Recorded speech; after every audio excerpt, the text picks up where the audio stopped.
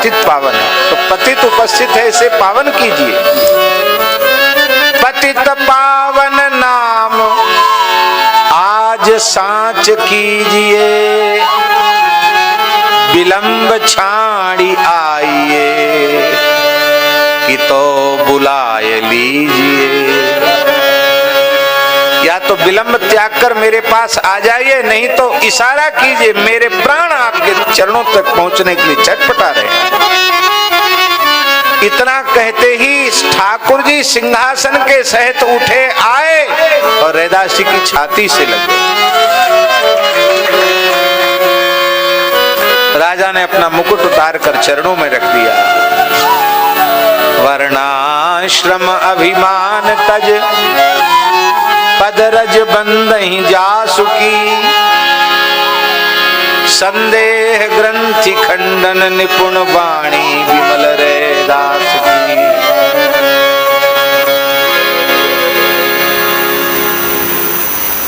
नारायण जी महाराज, नारायण दास जी महाराज, खेड़ा पाके जो मूल संस्थापक महापुरुष थे, श्री रामदास जी महाराज,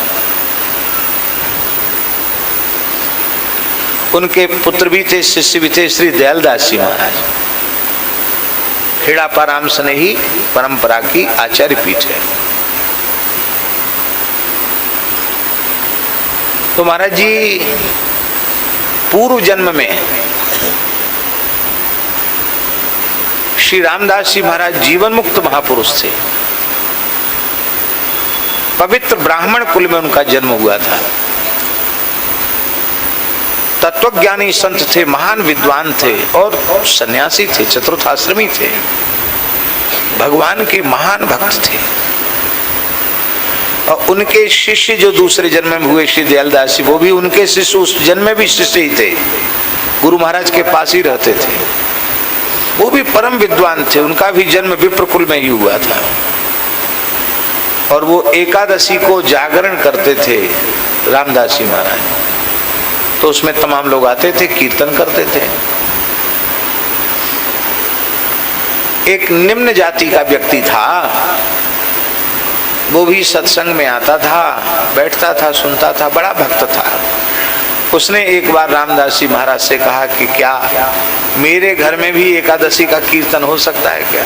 अरे बोले क्यों नहीं हो सकता, सब जीव भगवान के हैं, भगवान की दृष्टि में कोई ऊंच नीच थोड़ा ही है, क्यों नहीं हो सकता? जरूर हो जाएगा। बस तुम अपने घर के आंगन को गाय के गोबर से लीप के रखना, अब बीच में तुलसी जी विराजमान कर देना, हम आ जाएंगे। आए, उन्होंने कीर्तन किया। अब कीर्तन किया तो उसके जाति बिरादरी के लोग, परिवार कुटुंब के लोग भी आए, कीर्तन में आए, बढ़िया हुआ। इस बात से गुरु महाराज की, वो जमाना था, बड़ी निंदा होने लगी। कह रहे बताओ उसके यहाँ चले गए, ये किया वो किया, तो निंदा होने लगी। तो उनके शिष्य जो दयालदास जी थे, उनको अच्छा नहीं लगा। उन्होंने गुरु जी से कहा, गुरु जी आप सब जीवों को सत्संग तो दे ही रहे थे, उसके घर जाने की आपको क्या जरूरत पड़ गई? आपने अपनी कुल का और अपने विद्या का, अपने उसका गौरव का बिल्कुल विचार नहीं किया, आप वहां चले गए, आपकी निंदा हो रही है, विचार करना चाहिए। तो बार बार जाति की बात कह रहे थे, तो गुरु जी के मुख से निकल गया, तो बेटा तुम हो तो इस कोटि के इसी जन्म में तुम्हारा कल्याण होना चाहिए था, लेकिन अभी भी तुम्हारी जाति बुद्धि नहीं गई है, भक्त के प्रति तुम्हारे मन में जाति बुद्धि है, ये खोट है तुम्हारे मन में, इसका प्रायश्चित करना पड़ेगा।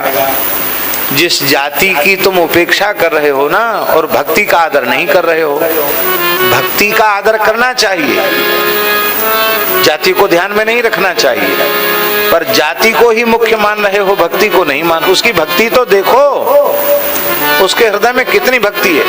अरे राम जी सबरी के आतिथ्य को स्वीकार कर सकते हैं, मतंग जी सबरी पर कृपा कर सकते हैं, तो दीनहीन पर कृपा क्यों नहीं होनी चाहिए?